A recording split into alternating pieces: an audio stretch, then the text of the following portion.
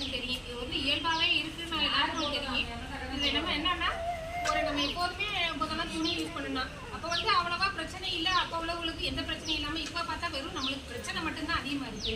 நீர் கட்டி இருக்கு, அதிகமா பார்த்தா கேன்சர் வருது. பல பெண்களுக்கு குழந்தையே இல்லாம இருக்கு. சில பிள்ளைகளுக்கு குழந்தை காலத்துக்கு முன்னாடி கண்டிப்பா எடுக்கிற சூழ்நிலை கூட வருது. அம்பட்டுக்கு காரணம் வந்து நம்ம யூஸ் பண்ற பிளாஸ்டிக் தான். ஆனா அதை பத்தி நம்ம தெரிஞ்சுக்கிறதே இல்லை. நம்ம என்ன சொல்றோம், ஒரு ட்ரெஸ்ஸுக்கு முக்கியத்துவம் கொடுக்குறோம். மூஞ்சிக்கு போடுற பவுடர்ல இருந்து ஒரு லிப்ஸ்டிக்ல இருந்து ஒரு நகையில இருந்து எல்லாத்துக்கும் முக்கியம் கொடுக்குற மாதிரி ஆனா இதுக்கு கொடுக்குறதே இல்லை.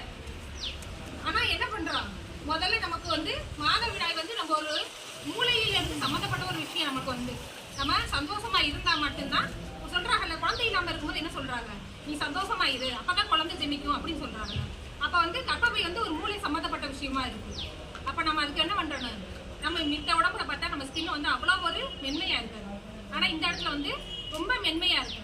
அப்பவே நம்ம என்ன பண்றோம், ஒரு பிளாஸ்டிக்கை கொண்டு அதை வைக்கும் போது 5 நாள் ஒரு 7 9 நாள் வரைக்கும் வைக்கிறாங்க. அப்ப என்ன ஆகுது, அந்த பிளாஸ்டிக் நம்ம ஒரு விஷயம் தெரியுமா, நம்ம மூக்கால மட்டும் உணர்றது இல்லை. மாதவிடாய் நேரத்துல நம்ம கற்பை வழியாகவும் சுவாசிக்கிறோம். சுவாசிக்கும் போது அந்த பிளாஸ்டிக் உள்ள போகும்போது எல்லா பிரச்சனையும் நம்மளுக்கு மார்பக புற்றுநோய், ப்ரெஷரு, சுகர் எல்லாம் வரதுக்கு காரணமே நம்ம வந்து காடு தான்.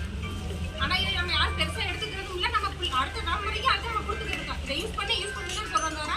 இதுல என்ன இருக்கு, இதுல ஏன் சீப்பா விற்கிறாங்க, அதை வாங்கி யூஸ் பண்றோம்னு நினைக்கிறேன்.